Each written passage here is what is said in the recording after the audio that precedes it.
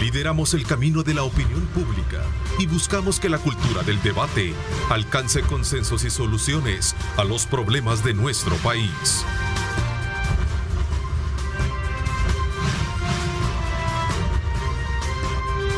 Diálogo con Ernesto López. Gracias por estar con nosotros. ¿Cómo están? Qué placer enorme saludarles a ustedes. Bienvenidos una vez más a esta sección de hora y media en la cual vamos a tener, desde luego, como siempre, la exposición de un tema importante que, desde luego, está titularizado sobre la base del conocimiento y, sobre todo, también de la atención de los diferentes sectores de nuestro país, y particularmente cuando se trata de estudiar el fenómeno de la migración y lamentablemente tener que hablar de temas como la tragedia que ya todos conocemos y que tiene que ver precisamente con la salvadoreña Victoria Esperanza Salazar, de 36 años, que vivía desde hace años en México en calidad de refugiada, y en un incidente todavía, incluso de acuerdo a las informaciones que se tienen, no se sabe qué fue lo que provocó precisamente todo ese incidente, donde vimos cómo un grupo de policías quiso de alguna manera controlar una situación utilizando la fuerza, utilizando el poder, ¿verdad? Y sobre todo también la violencia. Estas imágenes que nos llegaron precisamente al mundo sobre la muerte de nuestra compatriota en Tulum, es precisamente cuando vemos que ella está boca abajo, esposada, y con las rodillas de una mujer policía en su cuello, y que sin duda alguna, tras su divulgación el fin de semana en redes, y esto ha generado condenas, no solo en nuestro país, sino que en México y también en el mundo. Así es que este día queremos poner en perspectiva, la verdad, esa brutalidad con la que fue, desde luego, muerta nuestra compatriota. 4 policías están siendo ya procesados por feminicidio en México. Victoria Salazar murió por un procedimiento violento en la vía pública de Tulum. Este día vamos a conocer, desde luego, el análisis sobre estas situaciones que se generan, que no es precisamente el único caso de violación que se genera en todo este contexto, sino que es parte de la quizás cotidianidad con la que se enfrentan muchos centroamericanos que viajan de forma ilegal hacia los Estados Unidos. Decía el alcalde de esta ciudad, tengan la certeza que no vamos a permitir que exista impunidad, que ejerceremos acciones para priorizar su bienestar y que buscaremos que prevalezca la justicia, entre otros aspectos que ya lo vamos a tratar a lo largo de nuestro programa. Quiero darle la más cordial bienvenida para hablar de estos temas a Rina Monti, directora de Monitoreo de Derechos Humanos de Cristos. Gracias por acompañarnos. Muchas gracias. Gracias también a nuestro buen amigo, consultor en temas de migración, Reinaldo Albergue. Gracias por acompañarnos, Reinaldo. A la orden. A ver, ¿cuál es la lectura que ustedes hacen de esto que ha ocurrido con la compatriota en México? Comienzo contigo. Bueno, vemos con preocupación que persisten los hechos de violencia contra salvadoreños y salvadoreñas migrantes. Hay que recordar que esta persona no solamente estaba legalmente, sino que también tenía una protección del Estado, es decir, tenía un proceso de asilo vigente, es decir, que estaba totalmente regular. Desconocemos si también al momento en el que fue detenida sabían que esta persona es salvadoreña, ¿verdad? Y cuál era su estatus. Lo que sí vemos es una brutalidad que yo me atrevería incluso a pensar que no necesariamente estaba siendo cometida de esa forma por ser salvadoreña, sino que más bien por ser una mujer y en un país a donde evidentemente pues, las vulneraciones a los derechos de las mujeres son bastante comunes. Así que vemos muy preocupante este escenario. A ver, ¿cuál es el examen que podemos hacer de ese video? Quizás en una primera instancia, Reinaldo. Bueno, yo estuve leyendo el día de ayer y decía un periódico de México, que era por el comportamiento violento que ella había tenido, que se le había hecho la captura. Sí, por eso yo decía al inicio que como que todavía no está bien definido qué es lo que pasó, pero independientemente de eso es condenable. Pero igual, correcto, sí. Ya vamos a llegar a eso. Pero, Ernesto, esto es el primer caso que se publicita, porque hay muchos casos que no se han publicitado y que los salvadoreños vienen siendo violentados desde hace mucho tiempo. Ya sabemos la experiencia que sufren cuando ellos tratan o toman la decisión de viajar de manera irregular hacia los Estados Unidos. Y esto sí debería de tener un alto, la verdad, porque no puede continuar esta situación como la que hemos venido viendo últimamente, porque también el emigrar es un derecho que la persona tiene, el poderse movilizar, no es un delito. Lo que pasa es que ahora por las órdenes que hay de la seguridad y por los convenios que se han venido firmando con México sobre retener la migración irregular desde Centroamérica, es que esto puede terminar en una situación muy grave, porque pueden seguir pasando cosas similares. Bueno, hay que reconocer que hay convenios internacionales cuyo compromiso lleva a los países precisamente velar porque este tipo de situaciones no se generen. Por eso que bien, porque de alguna manera habría que esperar las investigaciones ya de manera muy puntuales, qué es lo que habrá pasado. El presidente de la República, Nayib Bukele, en su cuenta en Twitter, desde luego tras este penoso, trágico y doloroso acontecimiento, dijo: estoy seguro que el gobierno mexicano aplicará todo el peso de la ley a los responsables, y en eso pues dio el pésame para la familia de Victoria y especialmente para todos sus hijos. Ahí está la posición que el presidente desde luego daba. Pero también al paso salía Andrés Manuel López Obrador, presidente de México, y decía: Victoria Salazar fue sometida por la policía, brutalmente tratada y asesinada. Es un hecho que nos llena de pena, de dolor y de vergüenza. No habrá impunidad en esto, dijo Rina. Exactamente, y hay que recordar que también ya López Obrador también ya se enfrentó por lo menos a dos, que yo ahora recuerdo, a dos eventos anteriores. Uno fue el caso de Zenaida, fue en 2019, y este caso, bueno, hasta la fecha todavía sigue en proceso, es decir, todavía no ha habido una condena. Y además también eran personas de la patrulla fronteriza de México que recientemente se habían nombrado. Otro de los casos bastante sonados fue lo que pasó en enero de este año con un grupo de guatemaltecos. En el caso de Tamaulipas, que también hay pues ya vinculación, se presume que también son personas vinculadas al crimen organizado y a la vez a la Fuerza de Seguridad del Estado. Tal como decía Reinaldo, la única diferencia con el caso de Victoria es que este fue grabado y fue subido básicamente en tiempo real a las redes sociales, y eso permite también una divulgación mucho más expedita. Y además, lamentablemente, permite ver todo el proceso, es decir, no hay forma en que puedan escapar de su responsabilidad, porque se ve perfectamente desde el momento en que se captura hasta incluso cómo la suben a la patrulla. Lo que hay que aprovechar, Ernesto, yo sé que es condenable lo que ha pasado, pero se debe de utilizar para poder frenar definitivamente el abuso de las autoridades.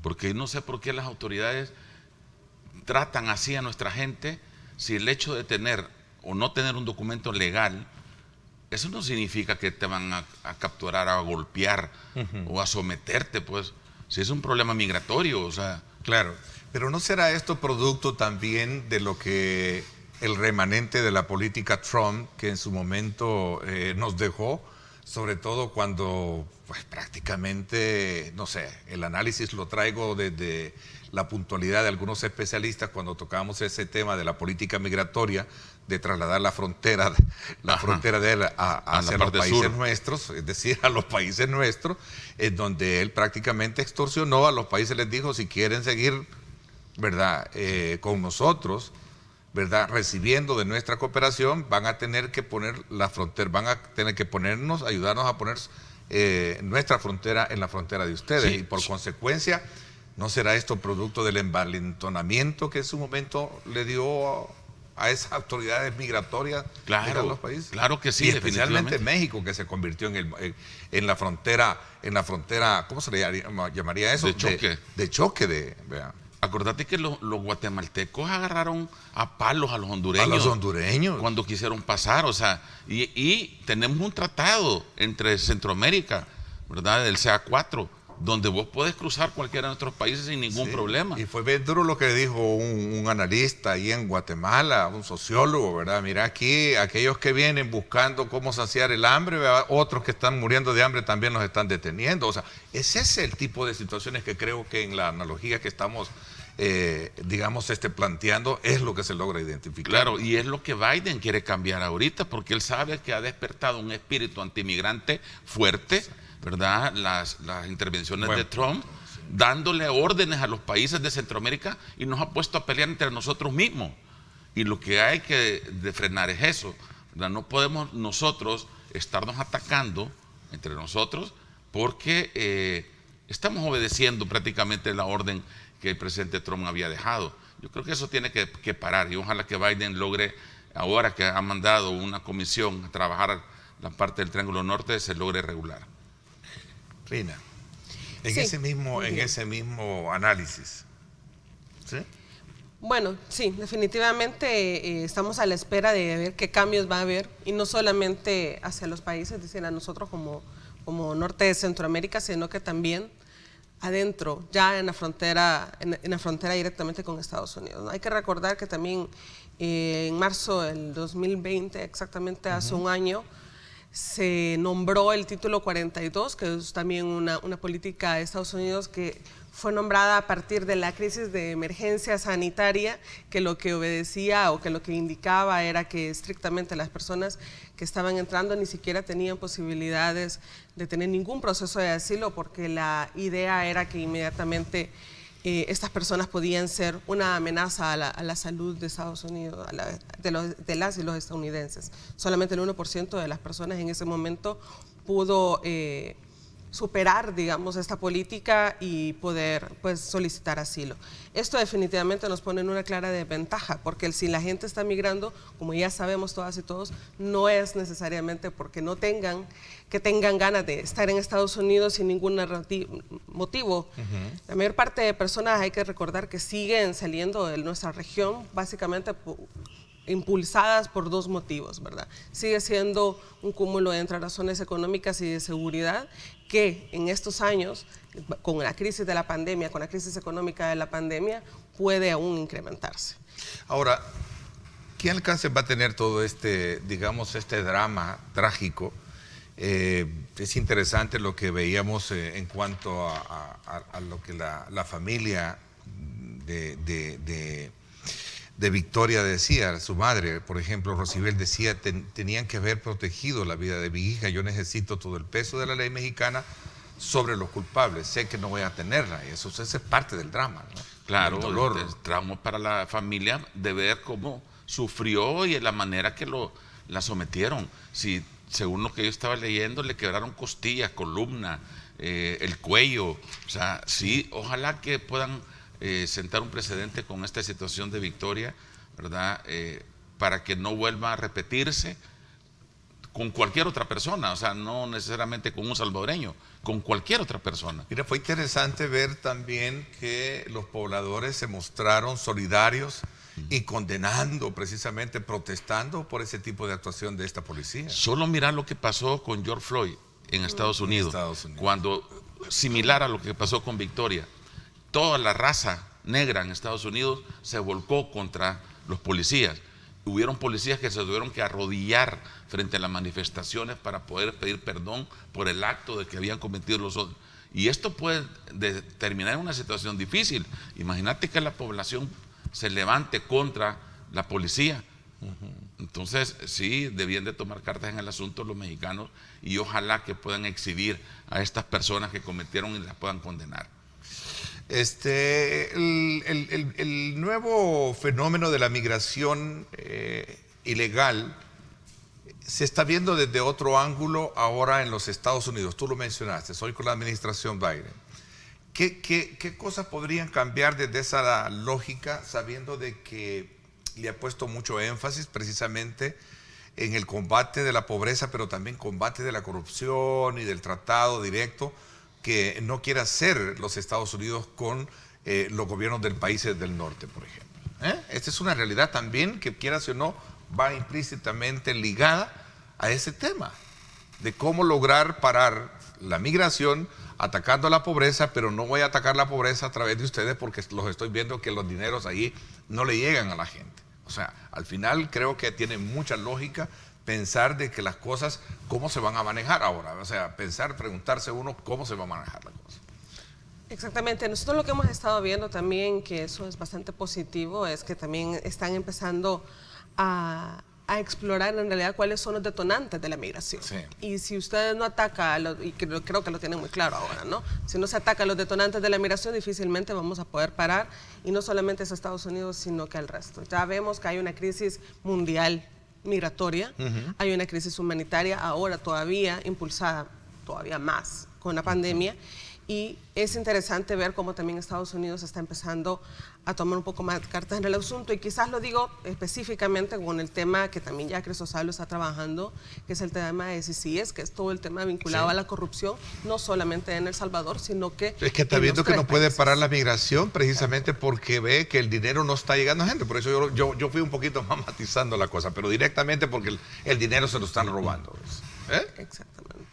Claro, solo el hecho de haber nombrado a la vicepresidenta para que se encargara del tema, de poder detectar cuál es la verdadera origen de la migración.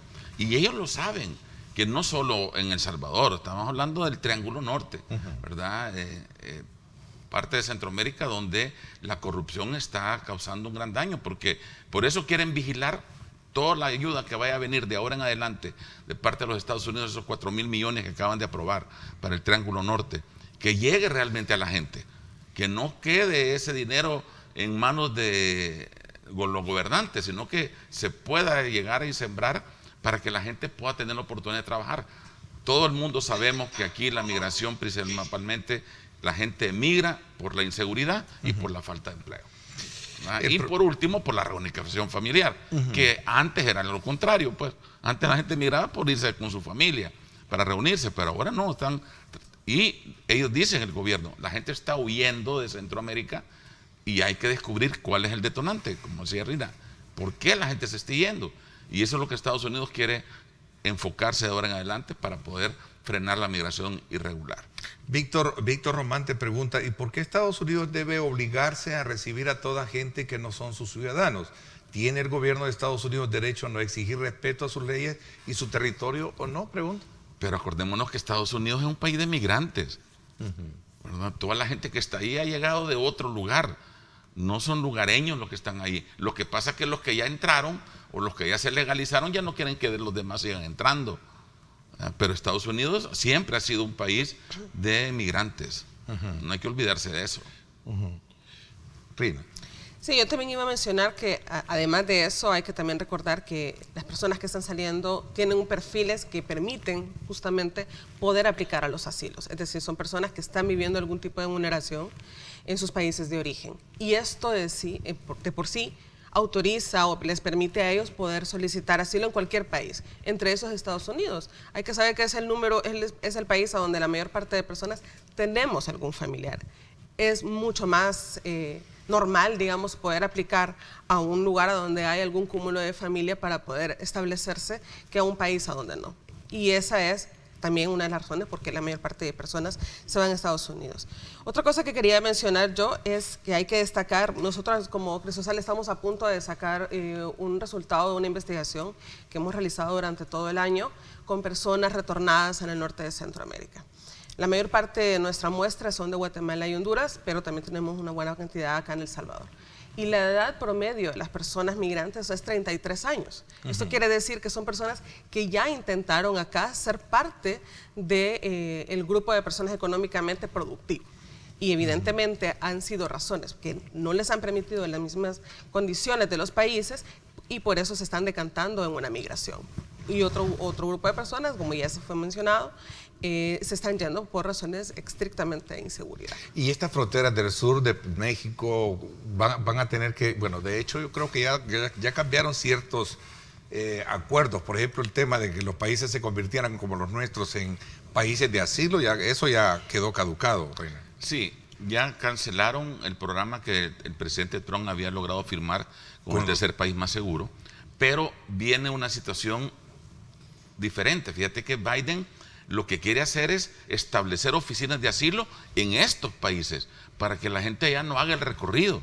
Si tú quieres presentar un caso de asilo, lo hagas en la oficina que está aquí, en el país. O sea, no tenés que viajar para hacerlo.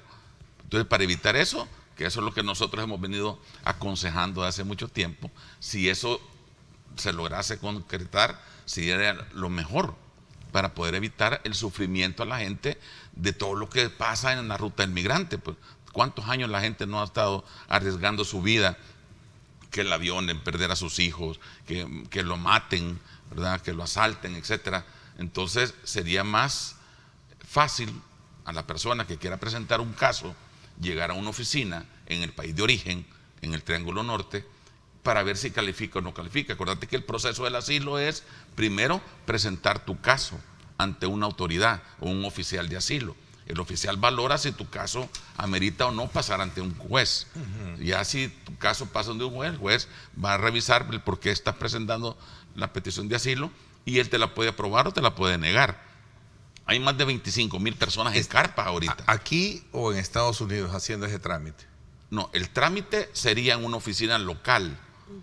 Presentar tu aplicación, tu solicitud, como lo que está haciendo los 25,000 personas que están en carpa ahorita, sí, ¿verdad? Que lo que llegan es a presentar su caso para que lo puedan evaluar un oficial de asilo y él ve las pruebas, lo que estás presentando, si amerita o no, porque hay muchos casos que no amerita el asilo. Acuérdate que el asilo tiene una base fundamental que es el temor a la muerte por persecución política, religiosa, credo o raza.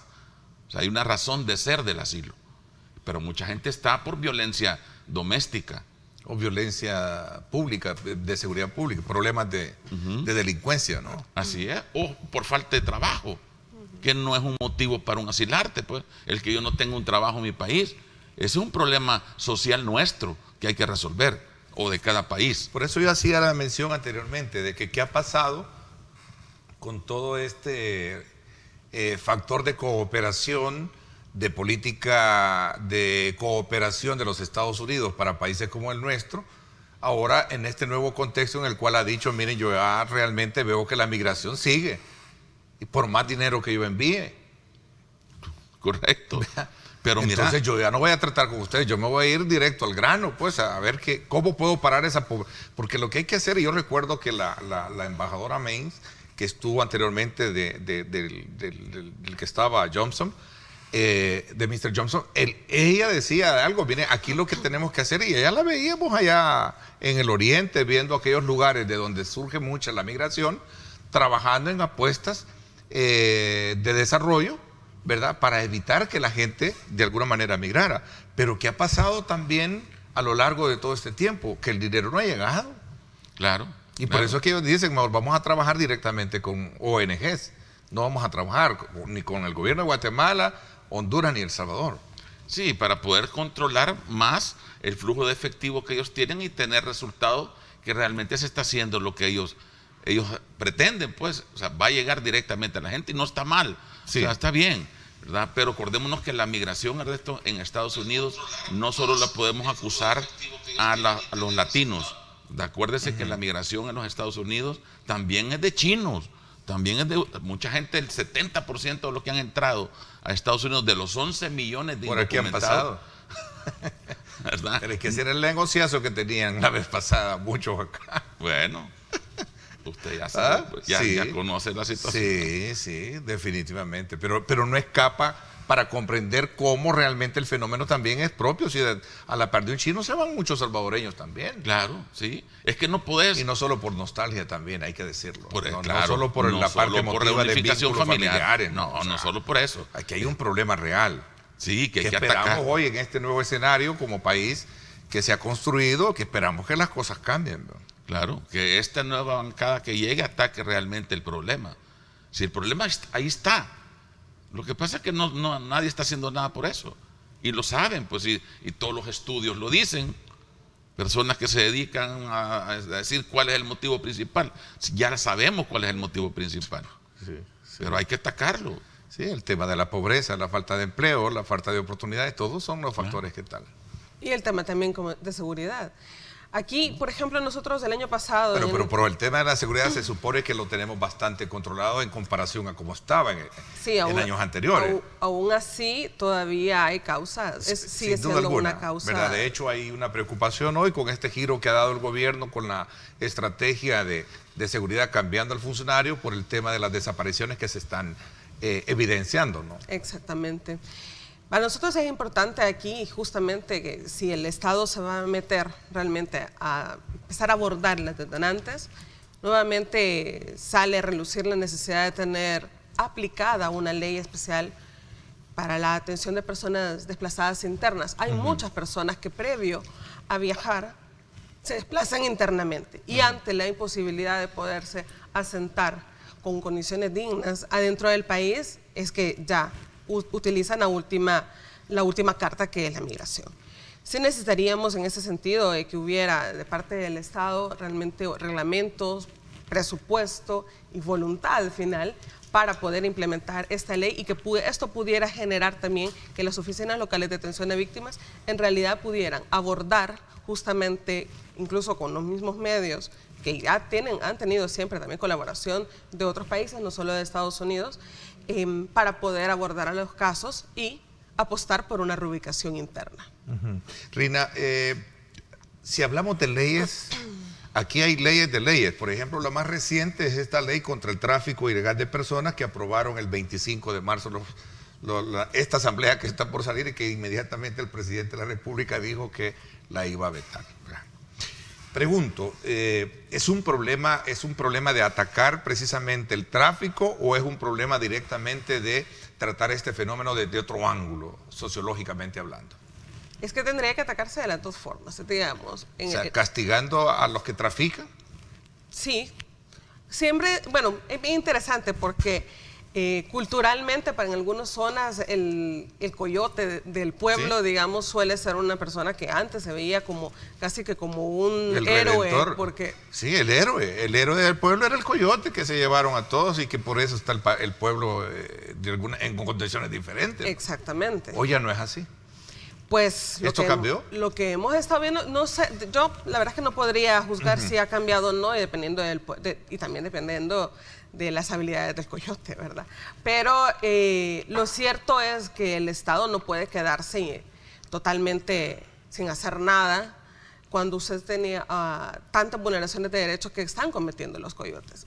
Gente que ya eso lo hemos visto, no solo con México, sino que también con Guatemala y obviamente también en Estados Unidos. Todos los abandonos y toda la instrumentalización del que son parte las personas en la ruta migratoria.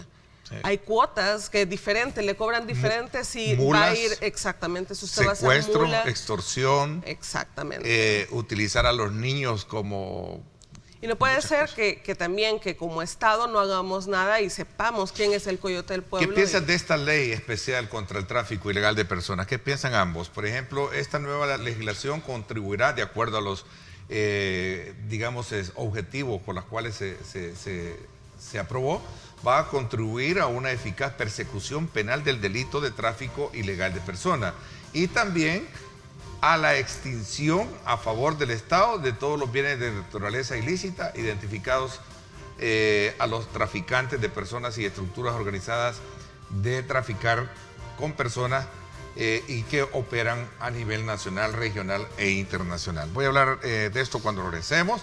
Vamos a la pausa. Desde luego, aquí hay un comentario que nos hace y me encanta que participen. Recuerden, la participación, la opinión de ustedes para nosotros es vital porque nos ayuda a enriquecer precisamente el contenido de lo que versan nuestros temas. Recuerden que los ocupamos, los utilizamos, los tomamos en cuenta en la medida que estos tienen precisamente ese componente de respeto y sobre todo también en la cual no hayan insultos. Dice David BTO, Ernesto, la gente necesita oportunidades de empleo, pero en nuestros países, se refiere Guatemala, estamos hablando del triángulo, en nuestros países después de los 35 años ya no conseguís trabajo. Y esa es una realidad. Correcto. Que también por ahí también hay que comenzar a ver ese tema de legislación. Sumo este elemento también porque es importante y así me encanta que participen todos. Vamos a la pausa. Gracias por estar con nosotros.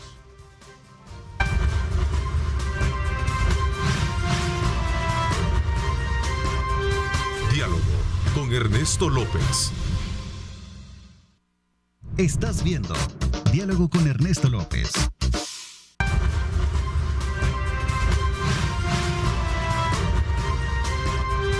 Diálogo con Ernesto López. Valvoline, el aceite original, presenta el programa de Diálogo con Ernesto López.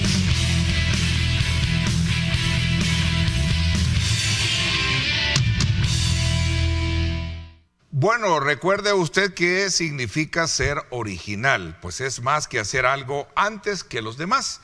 Es hacer algo que jamás se haya hecho, como Valvoline, el aceite original, que le proporciona estas imágenes, desde luego también gracias a Econoparts y Valvoline, el aceite original, desde el sector de la avenida Jerusalén, para que usted tome en consideración cómo está el tráfico a esta hora de la mañana. Si piensa transitar por esta zona, pues evalúe, si no, busque vías alternas. Valvoline, el aceite original, presentó el programa de Diálogo con Ernesto López. Gracias nuevamente por estar con nosotros. Continuamos conversando esta mañana sobre el asesinato de nuestra compatriota Victoria Salazar en Tulum, México, donde desde luego esto ha venido a causar una indignación por parte de todos los que hemos logrado presenciar la brutalidad con la que fue sometida por parte de este grupo de policías. Hay que destacar, y me parece que es importante esto mencionar, que Victoria fue sometida por la policía, brutalmente tratada y asesinada. Es un hecho que nos llena de dolor y vergüenza decir a sus familiares, mujeres salvadoreñas mexicanas, decía el presidente AMLO, decía las mujeres del mundo, a todos los hombres y mujeres, que se va a castigar a los responsables. Pero hay un elemento importante que me gustaría resaltar, y es que no es el pueblo mexicano, como lo dijo en su momento, creo que fue el presidente Bukele, ¿verdad? Que no se nos olvide que no fue el pueblo mexicano quien cometió este crimen, sino unos criminales en la policía de Tulum. Eso es bien importante para no generalizar que todos los mexicanos son así, sino que fueron estos como tal. Rina Monti, directora de monitoreo de derechos humanos de Cristosal, y Reinaldo Albergue, consultor en temas migratorios para Canal 19 Grupo Megavisión, de la cual nos acompaña esta mañana. Les decía sobre este tema que tiene que ver con esta ley especial contra el tráfico ilegal de personas recién aprobada y que ha traído, desde luego, ha despertado ciertas inquietudes, especialmente con el presidente, que entiendo que no está satisfecho por la postura en la que él en su momento sentó con relación a el castigo para que aquellas personas que en algún momento están pensando en migrar. Fíjate que en las leyes de Estados Unidos, el ser coyote, o sea, el poder servir como que tú has llevado a una persona o has introducido a una persona, eso es penalizado en la ley de los Estados Unidos.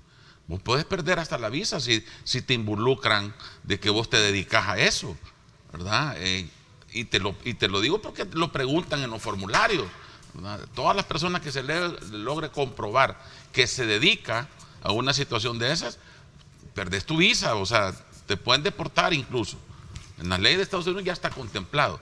Lo que pasa es que las leyes de nuestros países, como nunca hemos tenido casos irrelevantes como los que estamos teniendo ahora, no teníamos una ley parecida, pero migratoriamente en Estados Unidos es penado. A ver, pero ¿una ley va a parar todo esto? Tal vez ¿Va a parar la migración? No, para nada. Sí hacíamos el comentario, creo que Rina lo decía.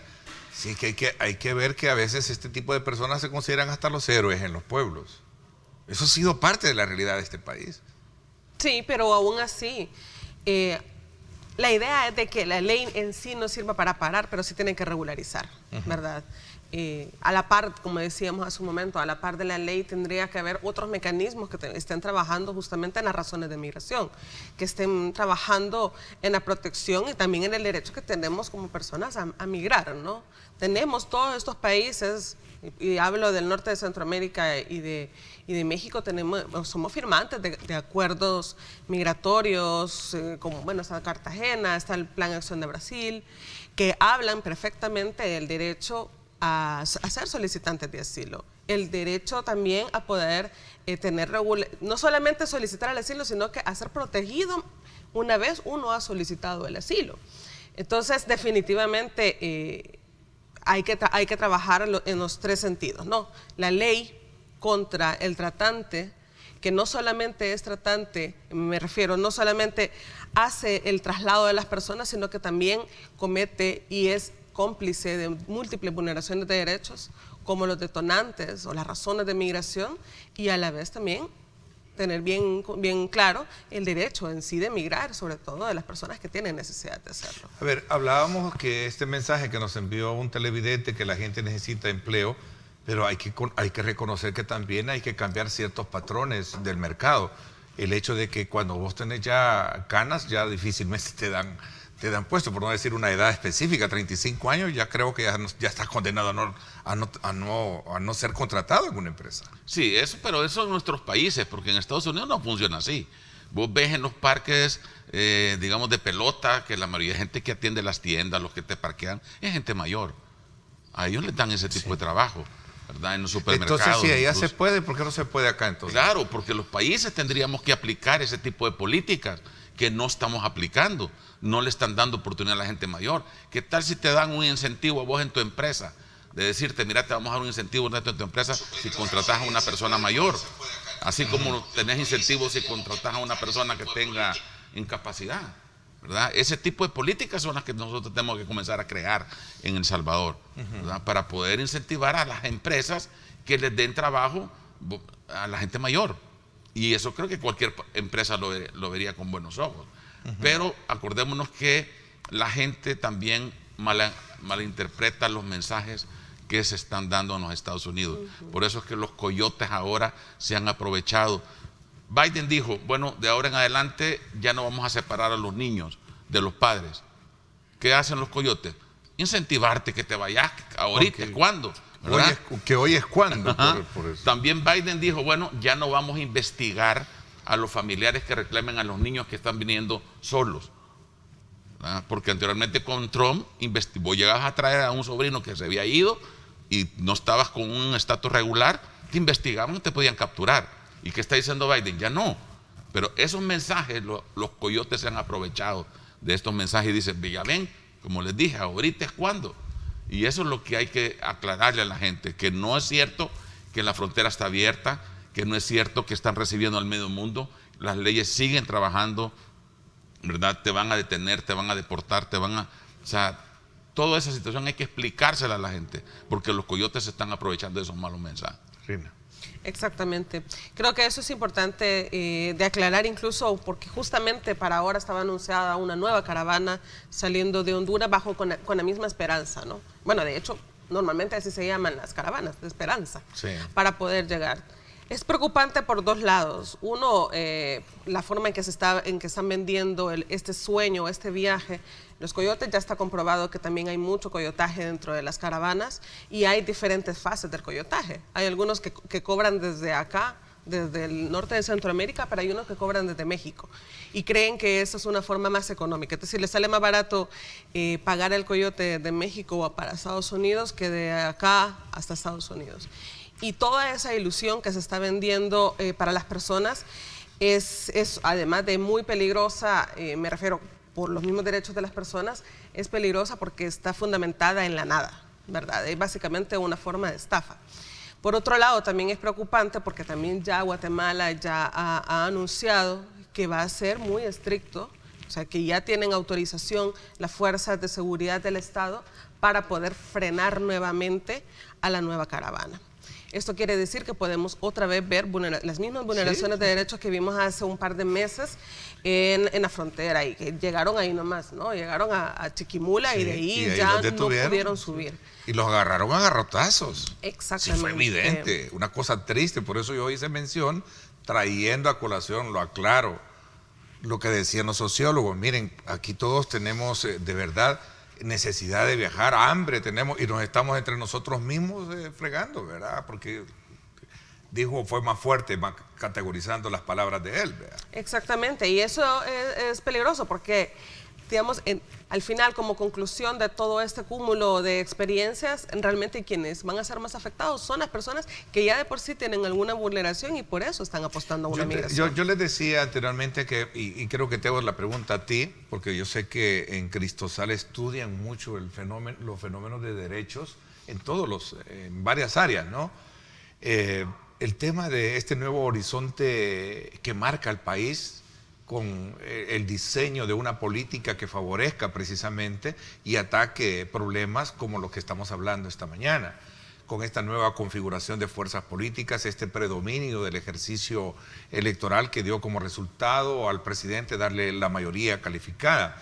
Fíjate que José El Gallo, así se destaca, pero la pregunta es bien interesante que hace, o el planteamiento, Ernesto, la inmigración se origina por los salarios, por el salario mínimo, ¿verdad? El salario no alcanza para cubrir con el diseño de la canasta básica que tienen países como El Salvador. Tiene que aumentarse, dice al final, el salario mínimo, que creo que esto fue una de las promesas, creo que también se hizo hoy en campaña. Entonces, sí, estoy hablando de un factor que también media en esto y no se puede, digamos, como invisibilizar, ¿no? Exactamente, claro. Pero es de lo que ya estábamos hablando en su momento. El tema es cómo vamos a abordar todos los detonantes.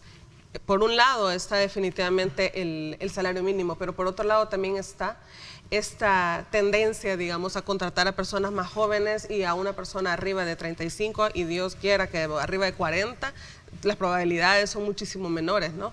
Y a eso también hay que aumentarle.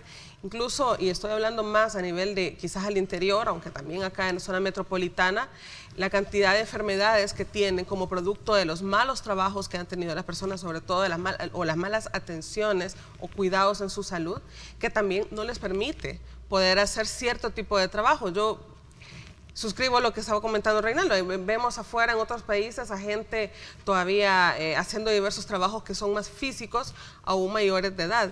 Pero hay muchas personas en nuestros países que en realidad tienen una serie de enfermedades degenerativas que ya no les van a permitir, y eso también tendría que ser abordado como Estado. Estamos hablando del sistema de salud, estamos hablando del obviamente todo lo vinculado a trabajo, pero también estamos hablando del factor económico, es decir, la canasta básica en El Salvador es muy cara, y cuando nosotros lo comparamos los precios en el norte de Centroamérica, El Salvador sigue siendo el más caro, y eso definitivamente también tendría que ser un tema abordado no solamente por el gobierno central, sino que ahora ya de la nueva bancada, que definitivamente va a ser un factor de mayor fluidez, digamos, en la toma de decisiones, ya que son básicamente pues el mismo partido político, ¿verdad?, quien va a gobernar. Hay mucha esperanza en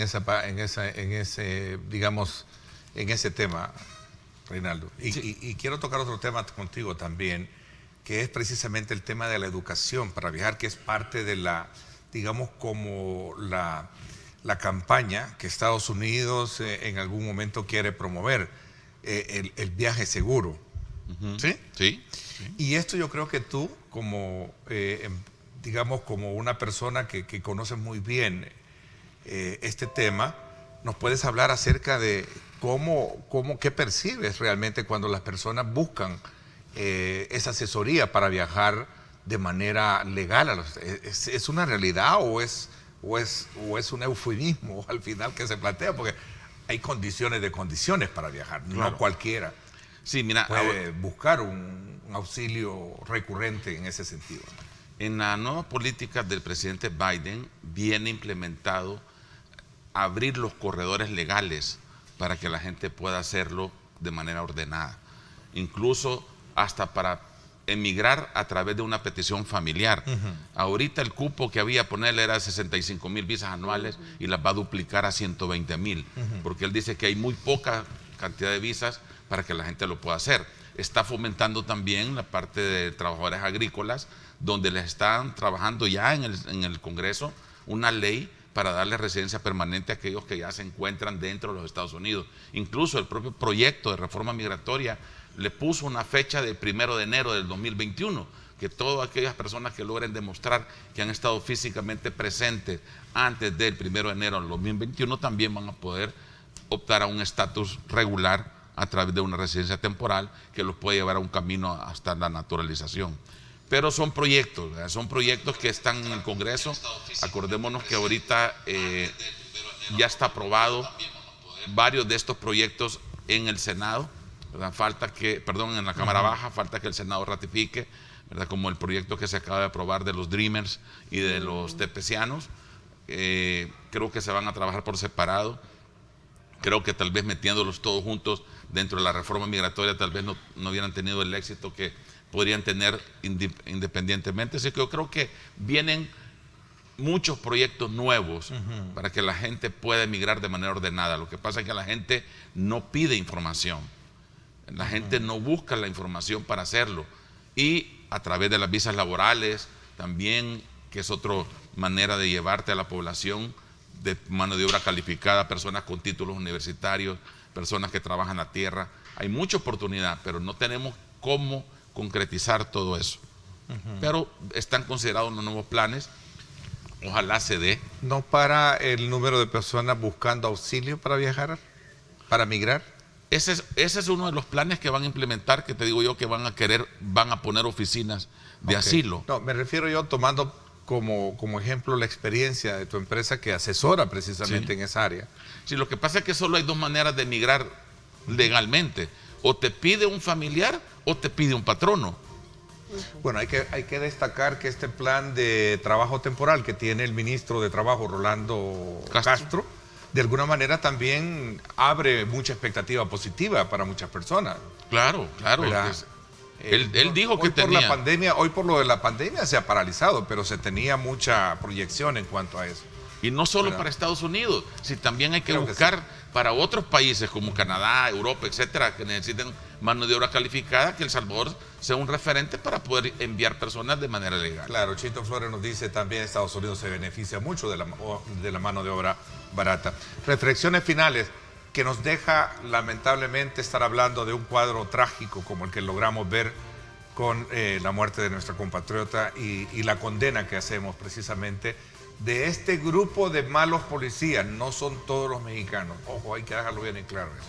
Bueno, de mi parte esperamos definitivamente que el gobierno de México realmente haga una depuración de aquellos malos elementos de seguridad pública que están siendo pagados por las y los mexicanos, que justamente son los que se levantaron ayer indignados e indignadas por lo que ha sucedido. Esperamos ver cambios en la política migratoria también en México y el respeto a los derechos humanos. Ok, interesante. Reinaldo.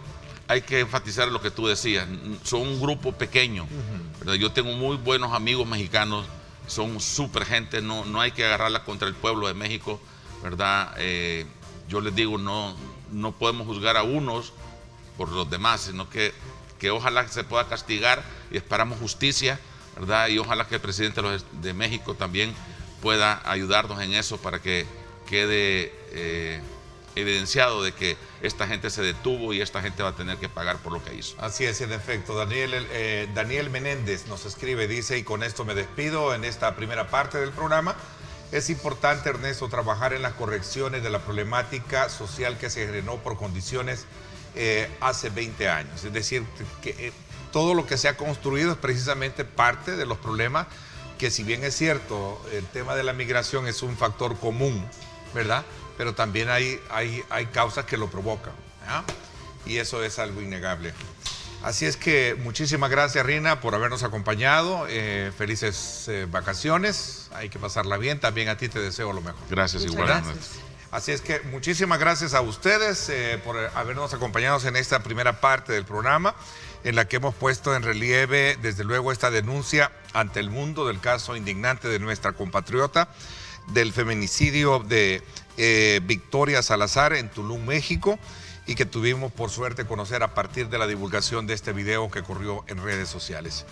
Nos vamos a la pausa. Cuando regresemos vamos a hablar también de las acciones, desde luego para frenar accidentes de tránsito, que son el plato del día, como que nos está faltando muchísimo poner énfasis en eso. Y también vamos a hablar un poco del plan Verano Seguro 2021 que tienen la autoridad. Lo vamos a tener con el director general de Protección Civil, William Hernández. Esto en cuestión de segundos, no nos cambien, regresamos.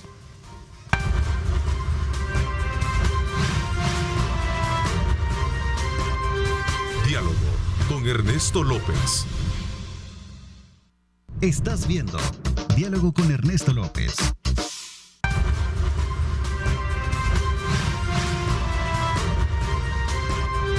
Diálogo con Ernesto López.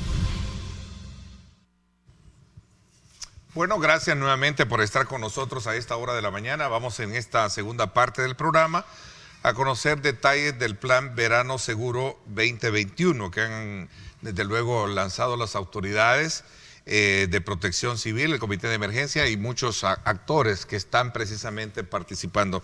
Esta mañana, William Hernández, director general de Protección Civil, con nosotros. Bienvenido, William. Gracias por acompañarnos. Bueno, muy buenos días, Ernesto. Gracias por la invitación. Buenos días para toda la población salvadoreña que nos está sintonizando. Aquí estoy esta mañana para informarles sobre los avances que tenemos sobre el Plan Verano Seguro 2021, al igual cuál es la estrategia de intervención que tiene el gobierno central, el Sistema Nacional de Protección Civil, para poder llevar seguridad a todos los salvadoreños y salvadoreñas. Así es, y sobre todo también dar la garantía y la seguridad de que cualquier situación, pues ahí estarán presentes ustedes para poder atender una emergencia. Pero más para poder atender una emergencia, lo importante es la parte preventiva. ¿Cómo está constituido este plan Verano Seguro? Cuéntenos un poco. Bueno, inicialmente nosotros como Sistema Nacional de Protección Civil, que está conformada por las principales instituciones de primera respuesta, aquí tenemos Cuerpo de Bomberos, Policía Nacional Civil, Fuerza Armada, la Dirección General de Protección Civil, los cuerpos de socorro. Ahí tenemos un pool de 60,000, 70,000 elementos.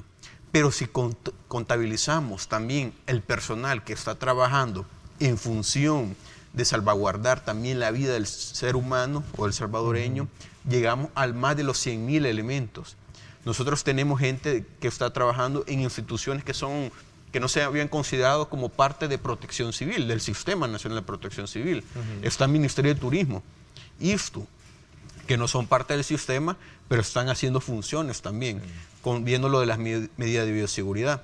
También tenemos personal de CEPA, Migración, que están teniendo acciones en función de identificar el tema COVID, porque, Ernesto, esto es importante en este momento, el tema de la pandemia. Si ustedes se recuerdan, el año pasado, cuando estuvimos en vacaciones o en este plan Verano Seguro, estamos en lo más fuerte del confinamiento. Entonces, por eso es que ahora las cifras van a ser distintas si los comparamos con respecto a las del año pasado. Claro. El año pasado... Primero, creo que no hubo un cuadro estadístico porque estábamos todos correcto, no hubo cuadro estadístico. Los registros que yo tengo solo son 18 y 19. Sí, hasta 19 llegamos. Sí. Ya el 20 no hubo, ¿por qué? Porque la mayoría de la población salvadoreña estuvo en confinamiento y aún así hubo accidentes de tránsito, pero las no vinculadas al plan verano porque era otro ambiente. Pero aquí lo importante otra vez es hacer mención que estamos con lo del COVID. Por eso es que nosotros con este plan verano no solo nos enfocamos en la parte de las hipótesis de riesgos tradicionales, que son los accidentes de tránsito, la gente que se puede ahogar, las insolaciones, también la parte de las indigestiones, sino también agregamos otros dos vertientes, lo del plan control territorial y la parte también del COVID. Es decir, la pandemia del COVID, en pocas palabras, ha venido a copar y a seguir siendo punto de agenda prioritaria, ¿no? todas nuestras funciones, va transversal. Aquí en la China. ¿Usted ha visto cómo está la pandemia en otros países que han llevado? Chile confinado, creo que el 16 millones porque creo que por regiones lo han cerrado. Ahora vio unos titulares que salía que Ecuador, las playas cerradas, confinadas, que ya no puede llegar el turista por el tema siempre de la pandemia. Tenemos casos en Europa también, ya la restricción de movilidad por parte de la población. Pero gracias a Dios en El Salvador hemos contenido los casos, al menos las cifras nos muestran eso. Pero no podemos dormirnos en los laureles. Así es, exactamente. Dicho buen salvadoreño, ¿no? Eso usted acaba de decir. No podemos bajar la guardia. Acaba de hablar oro, Gracias. como dice. Porque, mire, este trabajo que se ha hecho por parte del gobierno del presidente Nayib Bukele, que la OMS lo ha reconocido a nivel internacional, ha sido muy bueno, ha tenido bastante éxito. Pero también aquí va la parte de la participación o la corresponsabilidad ciudadana. ¿Por qué? Porque el uso de la mascarilla es parte de la responsabilidad de la ciudadanía. A ver, pero hablando de eso bien específico, director, he visto que en las playas no usan la mascarilla y debería de usarse la mascarilla porque hay un conglomerado ahí. Así es. Geográficamente bien mire, nosotros tenemos identificado. Tenemos 100,000 personas trabajando para el Plan Verano Seguro, pero no en todos lados va a estar detrás de cada piedra de cada playa, va a haber una persona del gobierno. Sí, yo sé que es incómodo, pues, o sea, si andas en la playa, pues se supone que andas para... Así es. Pero el problema es que tenés demasiada gente también aglomerada. Ya veíamos algunas primeras fotografías de algunas playas, sectores que sí se había un montón de personas ahí disfrutando, pues que con el derecho lo tienen. Yo estoy de acuerdo. Y aquí también llamarle a la población que hay que verlo más como un momento de descanso, este plan, este momento de Semana Santa, un momento de ambiente religioso, de una conexión con Dios, con lo que con la religión que profesen, y pueden hacerlo desde su casa. No necesariamente tienen que salir. Ya incluso hay iglesias que están promoviendo las misas en línea. Entonces hay que utilizar estos medios digitales. Pero nuevamente, Ernesto, regresando a la parte del plan. ¿Sí? Nosotros tenemos estos 100,000 elementos. Más de 50 playas, también de cuerpos de agua continentales, balnearios, que están siendo atendidos por cuerpos de socorro, Politur, Ministerio de Turismo, viendo con la parte de guardavidas. Quiero detenerme un poquito en el tema de playas por algo que conocí, director, que como a manera de información, en el caso de Guatemala estaba restringiendo la cantidad de personas por playa, creo que era 100 por playa, ¿no? Fíjese que nosotros, no sé cuál es el caso de Guatemala. Información. Yo tuve este tema el día de ayer, por cierto, y está con agentes que pertenecen al sistema de protección civil, el sistema de emergencia de protección civil. Estaba con representantes de Cruz Roja y comandos de salvamento. Y tenía esa información precisamente que Guatemala hizo ciertas restricciones para estar en las playas. Ya creo que tengo la información. Ya se la voy a buscar. Sí, pero siempre en esa misma línea. Sí. El tema de las playas públicas, el acceso es diverso por varios lugares. El tema de las playas privadas, que no deberían de haber playas privadas porque la playa es del Estado, es del gobierno, pero el acceso sí es privado. Entonces, en este tema, ahí depende también de la responsabilidad del sector empresarial, de cuánto es lo que permita ingresar dentro de sus instalaciones, porque el gobierno ya lo está haciendo en los parques nacionales, en todos los lugares de centros recreativos nacionales o centros de esparcimientos, se está controlando el aforo. Así que aquel que quiera ir a un parque nacional, hay que recordar que el aforo máximo anda en el 60%, si no es que anda hasta el 30%. Esto de acuerdo al a lo específico de cada parque o parque nacional. Porque hay parques que son más reducidos, entonces el aforo sí lo reducen más. Hay otros que son más al aire libre, entonces sí llegan el aforo a un poco ese más. nivel. Ok. Guatemala ordena el límite de personas en las playas en vacaciones, dice ahí. Esa es parte de la información. Cada playa podrá tener como máximo 100 bañistas al mismo tiempo. Los alcaldes deben velar por esta medida. Es como una especie de sugerencia o recomendación, porque ¿cómo vas a controlar 100 personas en una playa? Claro, es también en lo que nosotros como gobierno o incluso como Ministerio de Salud se ha quedado.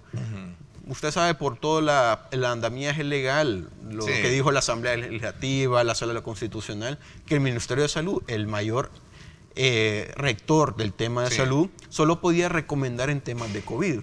Entonces, muy difícilmente ahorita puede hacer mayores cosas, entonces más que recomendar, nosotros como sistema, como gobierno, recomendamos a la población salvadoreña. Por eso lo hablábamos al inicio, William, creo que es un problema, o mejor dicho, es una tarea de responsabilidad personal, porque no nos queremos ver a todos en la cama. Este servidor que estuvo, ¿verdad? Y por obra y gracia de Dios estoy acá de nuevo.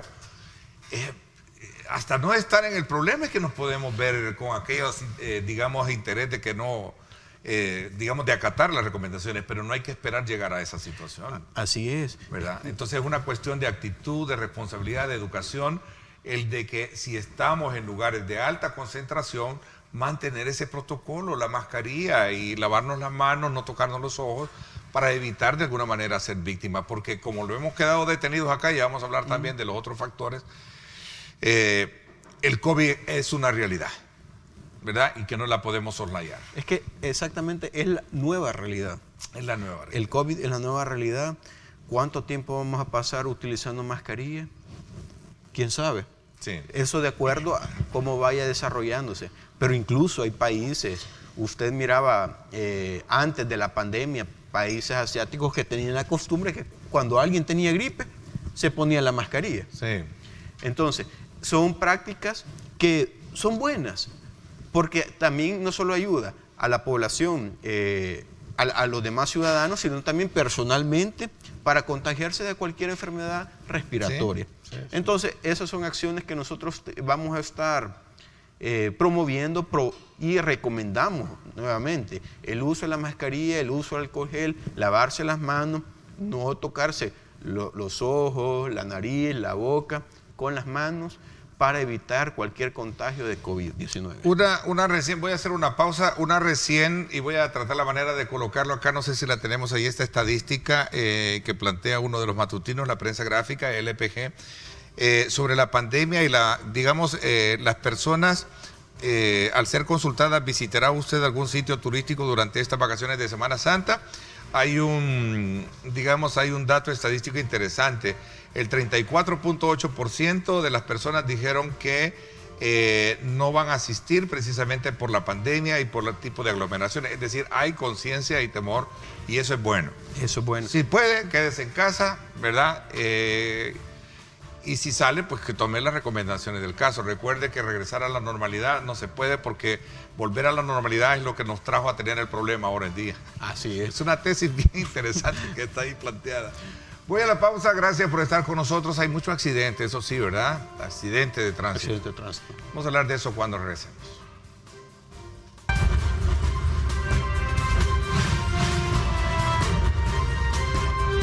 Diálogo con Ernesto López. Estás viendo Diálogo con Ernesto López.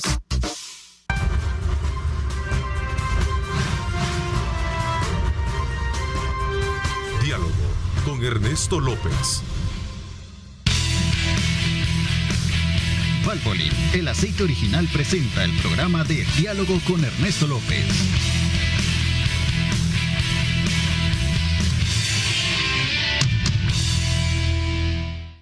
Bueno, vámonos gracias a Valvoline a conocer bien cómo está el estado de tráfico en la carretera. Vámonos hasta este sector del Boulevard Constitución para saber cómo está el tráfico. Recuerde que significa ser original, es más que hacer algo antes que los demás, es hacer algo que jamás se haya hecho. Y por eso Valvoline es el aceite original. Ahí está. Si usted piensa circular por el sector de La Chulona, como lo decimos a buen salvadoreño, ahí está, en el paso a desnivel, que conecta precisamente también con la avenida Sisimiles y lo que sería el paso a desnivel hacia lo que sería la San Antonio Abad. Pues usted vea cómo está el tráfico a esta hora de la mañana. Gracias a Valvoline, el aceite original. Recuerde que ser original significa hacer algo antes que los demás, es hacer algo que jamás se haya hecho, como Valvoline. Valvoline, el aceite original, presentó el programa de Diálogo con Ernesto López.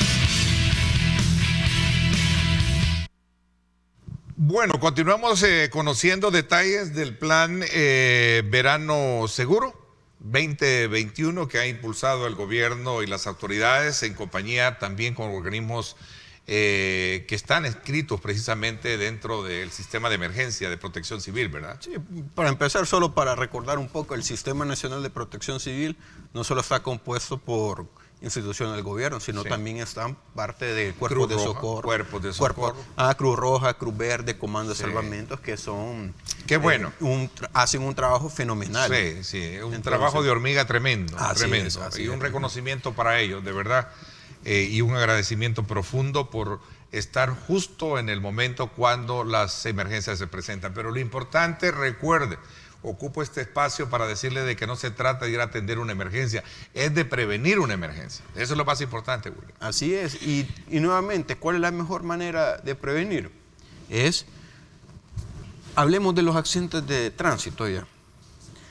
La mejor forma de prevenir, primero es, antes de salir de casa, revisar el vehículo. ¿Qué es lo que ha ocurrido últimamente? La gente cree que porque no han utilizado por mucho tiempo los vehículos, estos están en buen estado, que no requieren una inspección. Pero no, todo lo contrario, requiere que se evalúe el sistema de frenos, el sistema, lo del aceite, las llantas, el agua, cuestiones básicas que son las que ahorita están generando hasta incendio en los vehículos. Cuando van en las subidas, se sobrecalientan y ahí va el incendio en el vehículo. O van en bajada, como dice muy buen salvadoreño, se les fue los frenos. Se le van los frenos. Se le van los frenos. Ajá. Entonces, ese tema es lo que nosotros hay que prevenirlo desde el punto de vista, por ejemplo, nosotros somos, y digo nosotros, me incluyo, quizás voy a decir, a veces a mí se me escapa tener un extinguidor, vea, que a la hora de un rápido hasta puedo prevenir que se me dañe por completo el vehículo. Así es, ¿no? Y son elementos básicos, el triángulo de seguridad en caso de que tenga alguna emergencia. Y ahí vemos, bueno, es del año 2019, pero continúan de manera constante esas causas, se mantienen. Están en pantalla. Ahí están. Veamos qué dice. Que son las principales, que fue del verano 2019, como reiterando, el 20 no tuvimos... No, el 20 no hubo estadística, pues estábamos confinados, recuerden. Ahí entonces, nosotros vemos la distracción del conductor, que es uno de los mayores causas del accidente de tránsito, pero también tenemos la invasión del carril, no respetar señales de prioridad, no guardar la distancia de seguridad. Todo, si lo vemos en la totalidad de las causas, nosotros las podemos prevenir. Distracción del conductor. Ahora, con el uso de las tecnologías móviles, ha aumentado la distracción. ¿Por qué? Porque ahí van contestando el mensaje o contestan la llamada. Esto genera una distracción. Imagínense cuánto tiempo se puede llevar uno para escribir un mensaje. Hola, ¿cómo estás? ¿O dónde estás? Con las dos manos o con una. Deja de ver la carretera. Eso pueden ser hasta 5, 10 segundos. 10 segundos a una velocidad de 60 kilómetros por hora. Uno fácilmente puede recorrer casi que la distancia de un campo de fútbol. Eso, trasladado en una carretera donde hay tránsito de personas, vehículos que también se atraviesan, o que las curvas, eso es caldo propicio para un accidente de tránsito. Ahora, el otro tema, siempre vinculado al tránsito, el de los conductores temerarios. Hasta el día de ayer, con el dispositivo, se llevaban 17 detenciones por conducción temeraria en personas que tenían alto nivel de alcohol en la sangre. Aquí con el alcoholímetro ya habían unas que hasta se le había detectado 300 miligramos por decilitro de alcohol. O sea, es una cantidad. Sí. Ya con una cerveza, ya la Policía Nacional, a través de la División de Tránsito, ya pueden llevarte a Bartolinas por el tema de la conducción temeraria. Entonces, hay que evitar esto.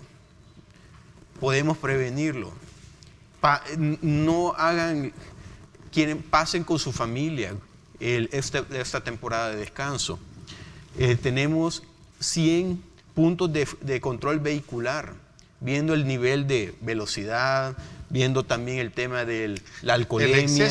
El exceso de velocidad es otro de los grandes problemas que tenemos. El exceso de velocidad. ¿Cómo se está trabajando esta área de especialidad de tránsito, especialmente en aquellas, digamos, grandes carreteras que tenemos? Y hoy específicamente la que tenemos Sur City, por ejemplo, sí, que es preciosa carretera. A eso llegaba. Porque nosotros tenemos 100 puntos como sistema, sí, a través de toxicología, policía, viceministerio de transporte, se tiene 100 puntos a lo largo y ancho del país que se están movilizando. Pero además de eso, la Policía de Tránsito está haciendo patrullaje en las principales carreteras para detectar eso de manera oportuna. ¿Por qué? Porque a veces cuando ven el retén, hasta ese momento bajan velocidad. Pasan el retén, vuelven a acelerar. O tenemos la costumbre de encender las luces advirtiendo de que está la policía. Eso y lo digo con mucha, tenemos la costumbre, tampoco lo voy a poner acá como... Y eso es incorrecto, pues, porque, bueno, hasta cierto punto correcto para que también el otro le baje a la... Pero es que uno no tiene que bajar la velocidad solo porque sabe que va a estar la autoridad ahí. Ahora, ¿qué tan señalizadas están nuestras carreteras para poder decir que esta es la velocidad que yo corro? Porque eso también es responsabilidad del Estado. Sí, es responsabilidad del viceministro de Transporte. O sea, en este caso de la autoridad. Ajá, mire, ahorita creo que una de las últimas noticias que se dio desde el gobierno es que el tema de homicidios se ha equiparado o ha disminuido en relación a los accidentes de tránsito. Así tenemos más muertes por accidentes que por homicidios. Eso siempre son vidas humanas, siempre son vidas que lamentar. Ahora ya incluso lo dijo el viceministro de Transporte, lo dijo el presidente, ya es momento también de reforzar este tema de las leyes de tránsito, de la parte también de punitiva con ello. ¿Cuáles van a ser las acciones? Ya el viceministerio de Transporte lo sabrá, esto se va a evaluar en su momento para evitar lo que estamos viendo ahí, lo que está pasando en pantalla, esos accidentes de tránsito acaparosos. Nosotros podemos tener un accidente de tránsito que puede tener hasta 11 lesionados. Nosotros en este momento en el plan llevamos 59 accidentes de tránsito, de los cuales, 112 accidentes de tránsito en el transcurso del plan. En esto han habido 59 lesionados y 10 fallecidos. Son 10 vidas humanas. Nosotros también interpretamos el tema de la gente que se detecta de los conductores temerarios como posibles vidas. Desde el inicio del plan hasta la fecha llevamos 10 fallecidos por accidentes. Por accidentes de tránsito. Sí, entonces son vidas que nosotros lamentamos que se hayan perdido.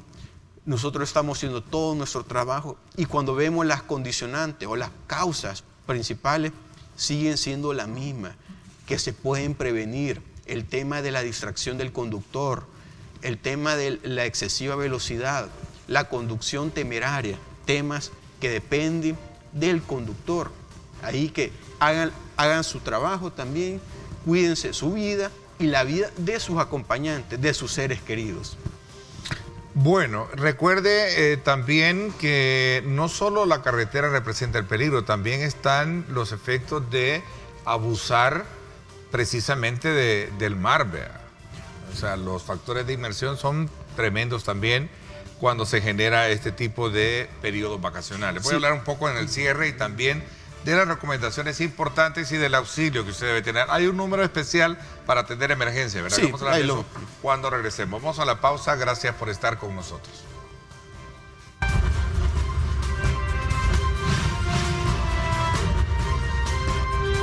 Diálogo con Ernesto López. Estás viendo Diálogo con Ernesto López.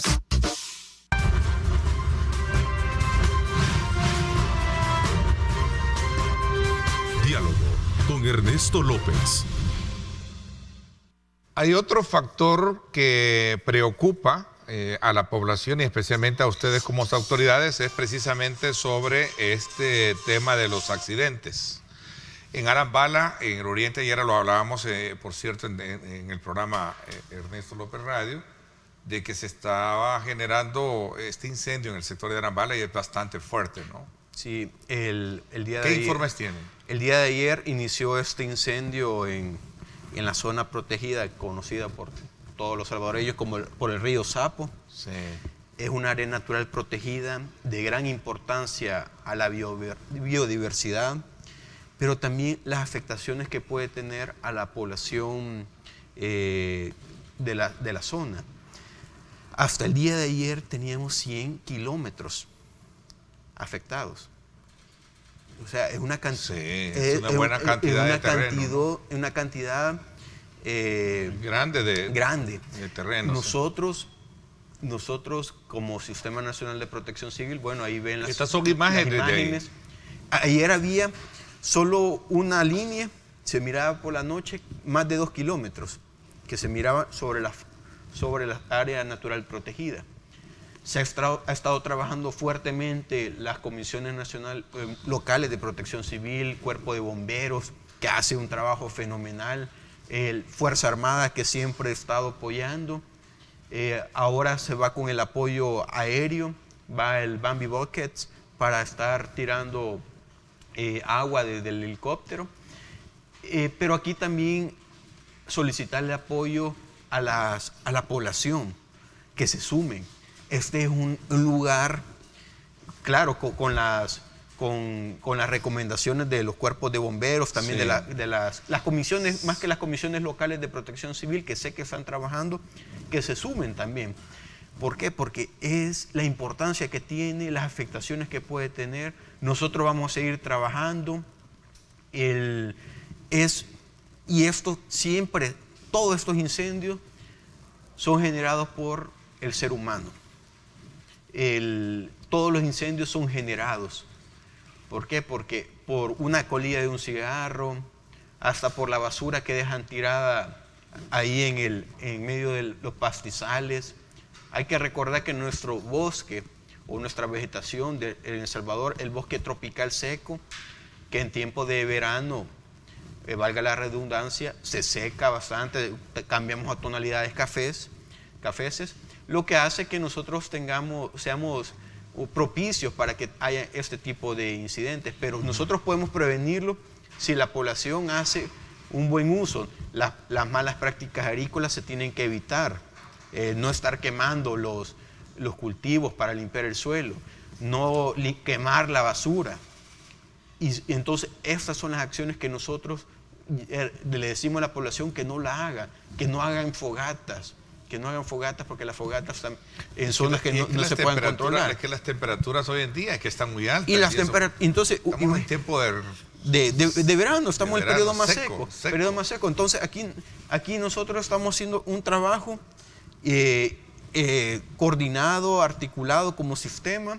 También hacemos llamado a la población que acaten todas las recomendaciones de las autoridades, de que si tienen que movilizarse, que lo hagan, que no esperen que esté la situación más complicada en caso de que llegue. Ahorita está queriéndose controlar ya Arambala. ¿Qué informe tiene? Ahorita es que estamos trabajando con más de 150 elementos. Okay. 150 elementos. El punto es que es bastante amplio. Entonces, eso por parte del gobierno, del sistema nacional. pero también aquí va el apoyo aéreo, que es lo del el uso del Bambi Buckets para tirar agua a través del helicóptero. Pero entonces, esto es el trabajo que nosotros estamos haciendo. Nuevamente, la población tiene que estar pendiente, informarse a través de los medios oficiales sobre el desarrollo de este incendio. Ok, ¿hay un número específico para poder llamar y pedir auxilio por cualquier emergencia? Nosotros tenemos varios, en el caso de incendio, el 913, que es el de Cuerpo de Bomberos. En el tema de seguridad, el 911 de la policía. También están el 132, que es el del CEN para el tema de salud. Tenemos el de la Cruz Roja salvadoreña, Cruz Verde, Comando de Salvamento. Y la de la Dirección General de Protección Civil, que es el 2201-2424. Nosotros desde el Centro de Operación de Emergencia estamos haciendo todas las coordinaciones con las entidades correspondientes para atender cualquier novedad o incidente que se esté presentando en el territorio salvadoreño.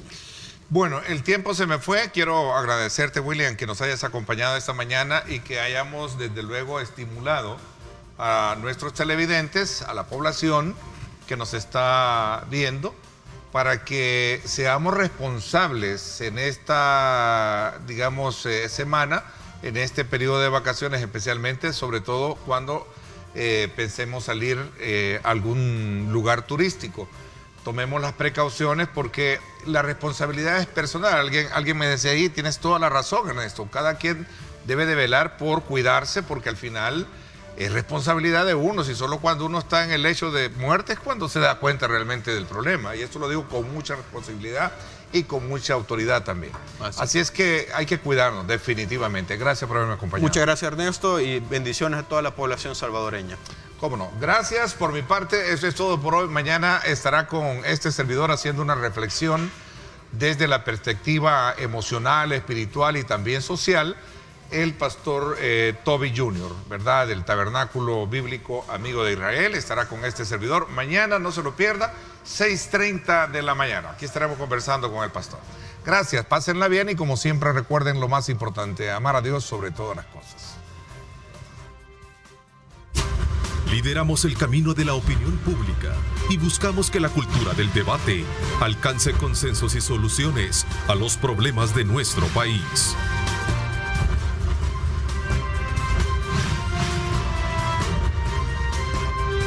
Diálogo con Ernesto López.